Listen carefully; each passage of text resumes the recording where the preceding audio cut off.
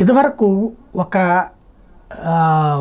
ఇది ప్రజాస్వామ్యానికి గండి కొట్టే చర్యల విషయంలో పత్రికలు ఒక బాధ్యతాయుతమైన పాత్ర పోషించి ఇప్పుడు పత్రికలకి పూర్తి స్పృహ వదిలేశారు, లేదా ఏదో ఒక రాజకీయ పార్టీల ఎజెండా బేస్డ్ జర్నలిజమే నడుస్తున్నది.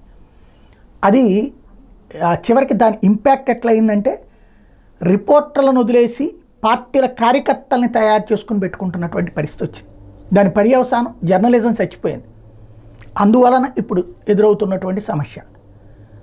నిన్న లాలూ ప్రసాద్ యాదవ్ గారు ఓ స్టేట్మెంట్ ఇచ్చారు, మోడీ సర్కార్ ఇంకొక 5-6 నెలల్లో కూలిపోతుంది అన్నటువంటిది. ఎందుకయ్యా అంటే వేరే వాళ్ళ మీద డిపెండ్ అయ్యి ఉన్నారు అన్నటువంటిది. 6 నెలల్లో కూలిపోతుంది. ఎందుకని? వీళ్ళందరూ బలపడ్డారు కాబట్టి. ఏ మేరకు బలపడ్డారు? 240 సీట్లు సొంతగా భారతీయ జనతా పార్టీ సాధించింది. వీళ్ళు అందరూ కలిస్తే 232 సీట్లు వచ్చినాయి. కానీ వీళ్ళు బలపడ్డారు, అది బలహీనపడింది. 300 నుంచి 240కి వచ్చింది అన్న లెక్కే తప్పించి ఇక్కడ వీళ్ళు ఎదిగినటువంటిది ఎంత అన్నటువంటిది లేదు. పాయింట్ ఏంటంటే ప్రభుత్వం కూలిపోవాలి.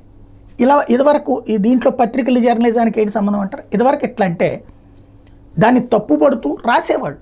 అంటే ప్రభుత్వం ప్రజాస్వామ్యంలో ప్రజలు కూటమికి పట్టం కట్టారు.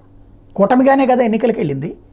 2014లో కూటమిగానే ఎన్నికలకు వెళ్ళారు, 2019 కూటమిగానే ఎన్నికలకు వెళ్ళారు, 2024లోనూ కూటమిగానే ఎన్నికలకు వెళ్ళారు. అప్పట్లో చేసింది ఏంటి? కూటమికే విజయాన్ని ఇస్తూ బీజేపీకి సొంతగా మెజార్టీ వచ్చింది. ఇప్పుడు కూటమికే మెజార్టీ వచ్చింది, బీజేపీకి సొంత సంఖ్య రాలేదు. ఇది ప్రాక్టికల్.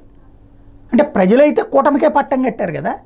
పోనీ ఏ అత్యవసరం వచ్చినా తప్పేం లేదు. ఇప్పుడు కాంగ్రెస్ పార్టీకి తెలంగాణలో వచ్చిందేంటి? అత్యవసరం కాదా? కానీ ఇక్కడ పాయింట్ ఏంటంటే కూలిపోతుంది, కూల్చేస్తాం, ఏమైనా చేస్తాం. ఇదివరకు అది తప్పని రాసే లేదా ఎడిటోరియల్ కాలమ్స్లో నిలదీసేటటువంటి పరిస్థితి ఉండేది. ఇప్పుడు రివర్స్లో అయిపోతున్నాడు ఇక మోడీ అని రాసేటటువంటి స్టేజ్. ఏదో ఒక వెక్సేషన్ మనకి, ఆ వెక్సేషన్ నుంచి పుడుతున్నటువంటి అంశం ఇది.